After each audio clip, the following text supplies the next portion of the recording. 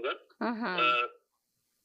جو ہے وہ افراتفری اور بے یقینی کی صورتحال ہے. بالکل آپ صحیح کہہ رہے ہیں کہ برمپٹن میں تو آپ سوچیں ایک بیسمنٹ کے اندر 16 لوگ رہ رہے ہیں, 20 لوگ رہ رہے ہیں ایک بیسمنٹ کے اندر.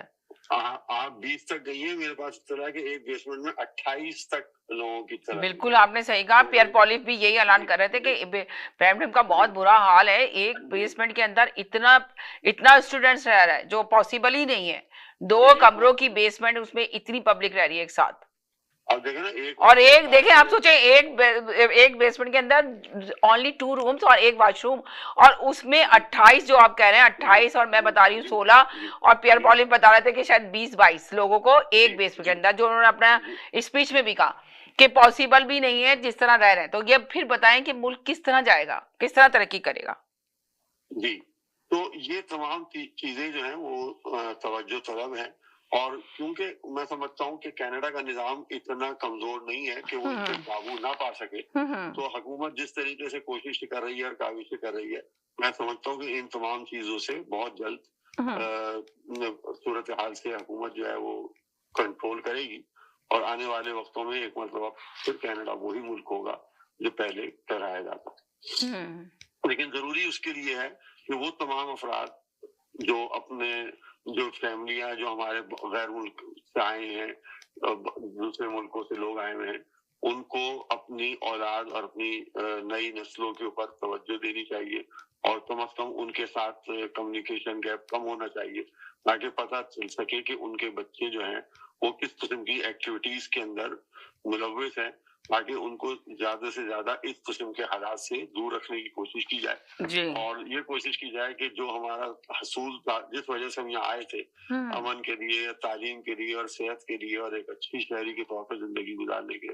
تو ہم اسی طریقے کی زندگی گزاریں اور اپنے بچوں کی بہتر مستقبل کے لیے جس لیے آئے تھے اس کے ہدف کو ہم حاصل کر سکیں. تو اس کے لیے ضروری ہے کہ ہم سب اپنا کردار اپنے نئے وطن کے لیے ادا کریں, اور اس ملک کو کم از کم اس صورتحال سے بچائیں کہ جس صورتحال سے ہمارا اپنا آبائی وطن جو ہے وہ گزارا. جہاں تک آپ نے بات کی پی آئی اے کی, تو سمینا دیکھیں, پی آئی اے وہ ادارہ تھا جب پاکستان بنا تو آپ کے پاس اپنی کوئی قومی ایئر لائنز نہیں تھی. آپ کو ورثے کے اندر اورینٹ ایئر ویز ملی تھی, جس کو قائد اعظم نے اپنی کوششوں سے اور اپنے تعلقات کی بنا پہ اس کو انہوں نے اورینٹ ایئر ویز نے اس کو پاکستان کے حوالے کیا, اور ہم نے اس کو پی آئی اے کا نام دے کے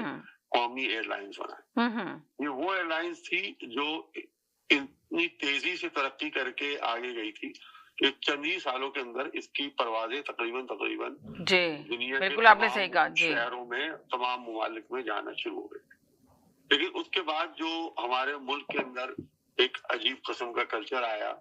اور آپ نے یہ دیکھا کہ اس پی آئی اے کو سیاسی رشوت کے طور پہ استعمال کیا گیا, اپنے لوگوں کو سیاسی طور پہ سیاسی لوگوں کو اس کے اندر بھرتی کیا گیا. میرٹ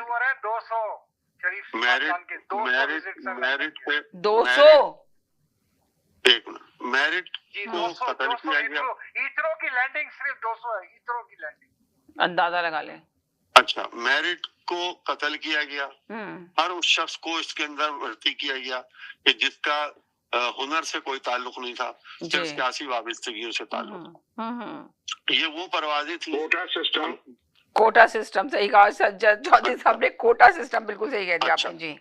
میں اسی کو میرٹ پہ کہہ رہا ہوں. اچھا, پھر دیکھیں سمینا, ہوتا یہ ہے کہ جب آپ کی کوئی پرواز اسلام آباد سے پروان کرتی ہے, یا لاہور سے جاتی ہے, یا کراچی سے دوسرے سے, تو وہاں پہ سب سے پہلے حکومت کے کوٹے رکھے ہوئے ہیں کہ اس میں ایوان صدر کی 5 سیٹیں آپ ہلائیں گے نہیں, وزیر اعظم کی 5 سیٹیں